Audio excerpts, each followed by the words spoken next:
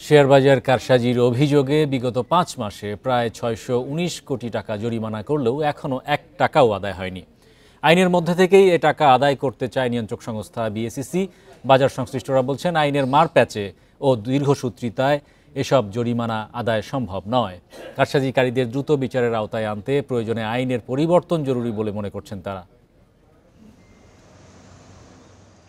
অন্তর্বর্তীকালীন সরকার দায়িত্ব নেয়ার পর পুঁজিবাজার নিয়ন্ত্রক সংস্থা বিএসইসির চেয়ারম্যান হিসেবে নিয়োগ পান খন্দকার রাশেদ মাকসুদ। বাজারের স্বচ্ছতা ও জবাবদিহিতা নিশ্চিত করতে পুঁজিবাজারের কারসাজি চিহ্নিত করে শাস্তির আওতায় আনার উদ্যোগ নেয় কমিশন। এরই ধারাবাহিকতায় ওরিয়ন ফার্মা, ওরিয়ন ইনফিউশন সহ ১১টি কোম্পানির শেয়ার কারসাজির প্রমাণ মেলে বিভিন্ন ব্যক্তি ও প্রতিষ্ঠানের বিরুদ্ধে। অনিয়ম চিহ্নিত হওয়ায় তাদেরকে রেকর্ড ৬১৯ কোটি টাকা জরিমানা করে বিএসইসি। বিএসইসি জানায়, আইন অনুযায়ী আদেশ জারি হওয়ার ৯০ দিনের মধ্যে রিভিশনের সুযোগ রয়েছে।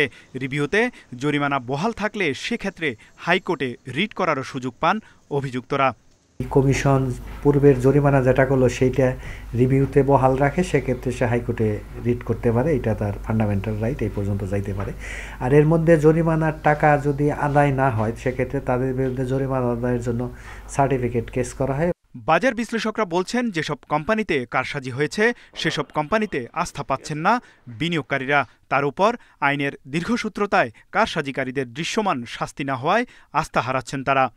এই আইনের পরিবর্তন করতে হবে এবং তাদেরকে জরিমানা শুরুতেই ধরেই জরিমানা করতে হবে। কে সার্কুলার ট্রেডিং করতেছে, আপনার হলো কে ফ্রন্টলাইন ট্রেডিং করতেছে, হ্যাঁ, কে কি করতেছে, সব কিছু আপনার ইনসাইডার ট্রেডিং করতেছে, সব তো আপনার চোখের সামনে।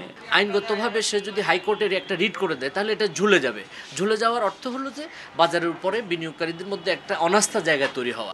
তবে বিএসইসি জানায়, আইনের মধ্য থেকেই বর্তমান কমিশন স্বচ্ছতা ও জবাবদিহিতা নিশ্চিতে কাজ করছে। আইন পরিপালন নিশ্চিত করা হবে এবং এর মাধ্যমে আমরা মনে করি যে বাজারের স্বচ্ছতা, জবাবদিহিতা, গভর্নেন্স অনেক বেশি এনশিওর হবে এবং এর মাধ্যমে বিনিয়োগকারীদের মধ্যে অনেকটাই আস্থা বৃদ্ধি পাবে। রাজনৈতিক পট পরিবর্তনের প্রায় ৫ মাস অতিবাহিত হলেও বাজার স্থিতিশীল না হয়ে উল্টো আস্থা হারিয়েছেন বিনিয়োগকারীরা। তৌহিদ রানা, ইন্ডিপেন্ডেন্ট নিউজ, ঢাকা।